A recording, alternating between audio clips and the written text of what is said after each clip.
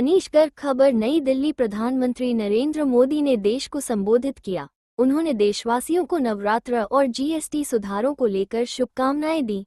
उन्होंने कहा कि जीएसटी बचत उत्सव में आपकी बचत बढ़ेगी और आप अपनी पसंद की चीजों को और ज्यादा आसानी से खरीद पाएंगे। राष्ट्र के नाम संबोधन में पीएम नरेंद्र मोदी ने कहा कि आज जाने अनजाने में हमारी रोजमर्रा की जिंदगी में बहुत सी विदेशी चीजें जुड़ गई हैं। हमारी जेब में कंघी देशी है कि विदेशी है, हमें पता ही नहीं। अब हमें इससे मुक्ति पानी होगी। हमें वो चीजें खरीदनी होंगी जो भारत में बनी हो, जिसमें हमारे देश के बेटे बेटियों का पसीना हो। हमें देश के घरों को स्वदेशी का प्रतीक बनाना है। गर्व से कहो कि मैं स्वदेशी खरीदता हूँ, मैं स्वदेशी सामान की बिक्री भी करता हूँ। ये हर भारतीय का मिजाज बनना चाहिए। जब ये होगा तो भारत तेजी से विकसित होगा। मेरा आज सभी राज्य सरकारों से भी आग्रह है कि आत्मनिर्भर भारत के इस अभियान के साथ, स्वदेशी के इस अभियान के साथ अपने राज्यों में उत्पादन को गति दें। पूरी ऊर्जा और उत्साह से निवेश के लिए माहौल बनाएं। जब केंद्र और राज्य मिलकर आगे बढ़ेंगे तो विकसित भारत का सपना पूरा होगा। यानी त्योहारों के इस मौसम में सबका मुंह मीठा होगा। देश के हर परिवार की खुशियां बढ़ेगी। मैं देश के कोटि कोटि परिवारजनों को नेक्स्ट जनरेशन जीएसटी रिफॉर्म्स की और इस बचत उत्सव की बहुत बहुत बधाई देता हूं, शुभकामनाएं देता हूं।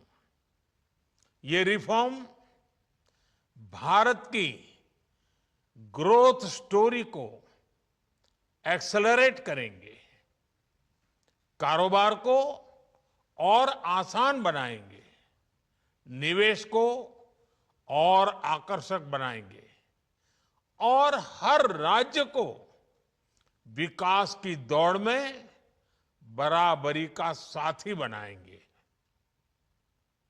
साथियों, जब साल 2017 में भारत ने जीएसटी रिफॉर्म की तरफ कदम बढ़ाया था तो एक पुराना इतिहास बदलने की और एक नया इतिहास रचने की शुरुआत हुई थी। दशकों तक हमारे देश की जनता, आप सभी लोग, देश के व्यापारी अलग अलग टैक्स के जाल में उलझे हुए थे। Octroi, entry tax, sale tax, excise, VAT, service tax, न जाने भांति भांति के दर्जनों टैक्स हमारे देश में थे।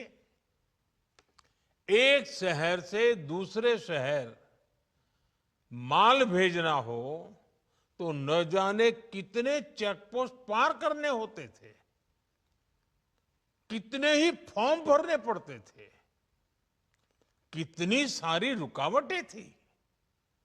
हर जगह टैक्स के अलग अलग नियम थे। मुझे याद है जब 2014 में देश ने मुझे प्रधानमंत्री पद का दायित्व सौंपा था,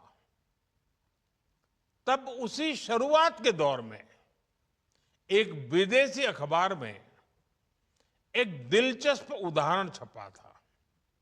उसमें एक कंपनी की मुश्किलों का जिक्र था। उस कंपनी ने कहा था कि अगर उसे बेंगलुरु से 570 किलोमीटर दूर हैदराबाद अपना सामान भेजना हो तो वो इतना कठिन था कि उन्होंने सोचा और उन्होंने कहा कि वो पसंद करती थी कंपनी कि पहले अपना सामान बेंगलुरु से यूरोप भेजें और फिर वही सामान यूरोप से हैदराबाद भेजें। साथियों, टैक्स और टोल के जंजाल की वजह से ये तब के हालात थे। और मैं आपको सिर्फ एक पुराना उदाहरण याद दिला रहा हूं। तब ऐसी लाखों कंपनियों को, लाखों करोड़ों देशवासियों को अलग अलग तरह के टैक्स के जाल की वजह से हर रोज परेशानी होती थी। सामान को एक शहर से दूसरे शहर पहुंचने के बीच जो खर्च बढ़ता था, वो भी गरीब को उठाना पड़ता था। आप जैसे ग्राहकों से वसूला जाता था। साथियों, देश को इस स्थिति से निकालना बहुत जरूरी था। इसलिए जब आपने हमें 2014 में अवसर दिया, तो हमने जनहित में, देशहित में जीएसटी को अपनी प्राथमिकता बनाया। हमने हर स्टेक होल्डर से चर्चा की। हमने हर राज्यों की हर शंका का निवारण किया, हर सवाल का समाधान खोजा। सभी राज्यों को, सबको साथ लेकर आजाद भारत का इतना बड़ा टैक्स रिफॉर्म संभव हो पाया। ये केंद्र और राज्यों के प्रयासों का नतीजा था कि देश दर्जनों टैक्सों के जाल से मुक्त हुआ और पूरे देश के लिए एक जैसी व्यवस्था बनी। वन नेशन वन टैक्स का सपना साकार हुआ। साथियों, रिफॉर्म एक अनवरत चलने वाली प्रक्रिया होती है। जब समय बदलता है, देश की जरूरत बदलती है, तो नेक्स्ट जनरेशन रिफॉर्म भी उतने ही आवश्यक होते हैं। इसलिए देश की वर्तमान जरूरतों और भविष्य के सपनों को देखते हुए जीएसटी के ये नए रिफॉर्म्स लागू हो रहे हैं। नए स्वरूप में मुख्य रूप से अब सिर्फ 5% और 18% के ही टैक्स स्लैब रहेंगे। इसका मतलब है रोजमर्रा के इस्तेमाल की ज्यादातर चीजें और सस्ती हो जाएगी। खाने पीने का सामान, दवाइयां, साबुन, ब्रश, पेस्ट, स्वास्थ्य और जीवन बीमा, ऐसे अनेकों सामान, अनेकों सेवाएं या तो टैक्स फ्री होगी या फिर केवल 5% टैक्स देना होगा। जिन सामानों पर पहले 12% टैक्स लगा करता था, उसमें से 99%, यानी करीब करीब 100 के निकट 99% चीजें अब 5% टैक्स के दायरे में आ गई है। साथियों, पिछले 11 साल में देश में 25 करोड़ लोगों ने गरीबी को हराया है, गरीबी को परास्त किया है और गरीबी से बाहर निकल करके 25 करोड़ का एक बहुत बड़ा समूह नियो मिडिल क्लास के रूप में आज देश के अंदर बहुत बड़ी भूमिका अदा कर रहा है। इस नियो मिडिल क्लास की अपनी एस्पिरेशंस हैं, अपने सपने हैं। इस साल सरकार ने 12 लाख रुपए तक की इनकम को टैक्स फ्री करके एक उपहार दिया और स्वाभाविक है, जब 12 लाख रुपयों का इनकम टैक्स में राहत हो जाए तो मध्यम वर्ग के जीवन में तो कितना बड़ा बदलाव आता है, कितनी सरलता सुविधा हो जाती है। और अब गरीबों की भी बारी है, नियो मिडिल क्लास की बारी है। अब गरीब को, नियो मिडिल क्लास को एक तरह से डबल बोनांजा मिल रहा है। जीएसटी कम होने से अब देश के नागरिकों के लिए अपने सपने पूरे करना और आसान होगा। घर बनाना, टीवी, फ्रिज खरीदने की बात हो, स्कूटर, बाइक, कार खरीदना हो, ये सब पर अब कम खर्च करना होगा। आपके लिए घूमना फिरना भी सस्ता हो जाएगा, क्योंकि ज्यादातर होटल्स के कमरों पर भी जीएसटी कम कर दिया गया है। वैसे साथियों, मुझे इस बात की खुशी है कि दुकानदार भाई बहन भी जीएसटी रिफॉर्म को लेकर बहुत उत्साह में हैं। वो बहुत जीएसटी में हुई कटौती को ग्राहकों तक पहुंचाने में जुटे हुए हैं। बहुत सारी जगहों पर पहले और अब के बोर्ड लगाए जा रहे हैं। साथियों, हम नागरिक देवो भवः के जिस मंत्र के साथ आगे बढ़ रहे हैं, नेक्स्ट जनरेशन जीएसटी रिफॉर्म में इसकी साफ झलक दिखाई देती है। अगर हम इनकम टैक्स में छूट और जीएसटी में छूट को जोड़ दें, तो एक साल में जो निर्णय हुए हैं, उससे देश के लोगों को 2.5 लाख करोड़ रुपए से ज्यादा की बचत होगी। और तभी तो मैं कह रहा हूं, ये बचत उत्सव है। साथियों, विकसित भारत के लक्ष्य तक पहुंचने के लिए हमें आत्मनिर्भरता के रास्ते पर चलना ही होगा।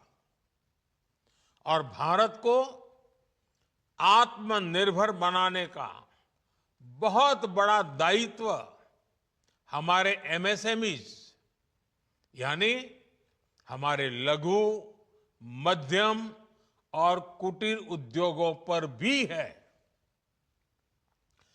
जो देश के लोगों की जरूरत का है, जो हम देश में ही बना सकते हैं, वो हमें देश में ही बनाना चाहिए।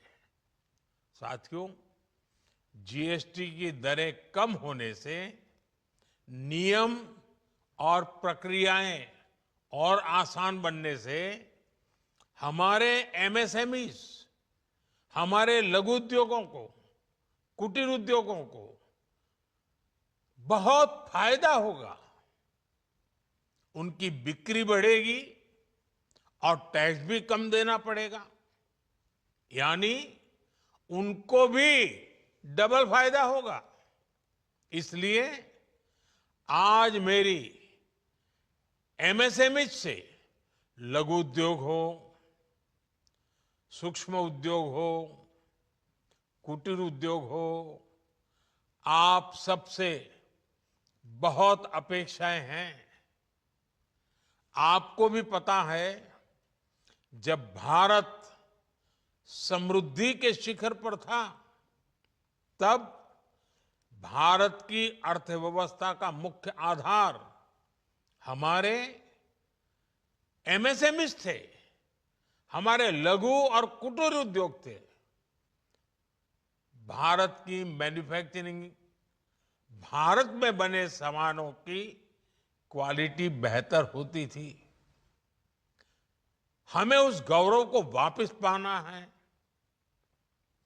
हमारे लघु उद्योग जो बनाए, वो दुनिया में हर कसौटी पर बेस्ट हो, उत्तम से उत्तम हो। हम जो मैन्युफैक्चर करें, वो दुनिया में आन बान शान के साथ बेस्ट के सारे पैरामीटर को पार करने वाला हो, हमारे प्रोडक्ट्स की क्वालिटी दुनिया में भारत की पहचान बढ़ाए, भारत का गौरव बढ़ाए, हमें इस लक्ष्य को लेकर काम करना है। साथियों, देश की स्वतंत्रता को जैसे स्वदेशी के मंत्र से ताकत मिली, वैसे ही देश की समृद्धि को भी स्वदेशी के मंत्र से ही शक्ति मिलेगी। आज जाने अनजाने हमारी रोजमर्रा की जिंदगी में बहुत सी विदेशी चीजें जुड़ गई है, हमें पता तक नहीं है। हमारे जेब में कंघी विदेशी है कि देसी, हमें पता ही नहीं है। हमें इनसे भी मुक्ति पानी होगी। हम वो सामान खरीदें जो मेड इन इंडिया हो, जिसमें हमारे देश के नौजवानों की मेहनत लगी हो, हमारे देश के बेटे बेटियों का पसीना हो। हमें हर घर को स्वदेशी का प्रतीक बनाना है, हर दुकान को स्वदेशी से सजाना है। गर्व से कहो ये स्वदेशी है, गर्व से कहो मैं स्वदेशी खरीदता हूं, मैं स्वदेशी सामान की बिक्री भी करता हूं। ये हर भारतीय का मिजाज बनना चाहिए। जब ये होगा तो भारत तेजी से विकसित होगा। मेरा आज सभी राज्य सरकारों से भी आग्रह है, आत्मनिर्भर भारत के इस अभियान के साथ, स्वदेशी के इस अभियान के साथ अपने राज्यों में मैन्युफैक्चरिंग को गति दे, पूरी ऊर्जा से, पूरे उत्साह से जुड़े, निवेश के लिए माहौल बढ़ाएं। जब केंद्र और राज्य मिलकर आगे बढ़ेंगे तो आत्मनिर्भर भारत का सपना पूरा होगा। भारत का हर राज्य विकसित होगा, भारत विकसित होगा। इसी भावना के साथ मैं फिर एक बार इस बचत उत्सव की अनेक अनेक शुभकामनाएं देते हुए अपनी बात समाप्त करता हूं।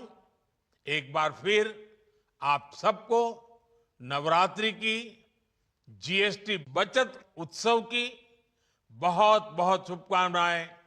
बहुत बहुत धन्यवाद।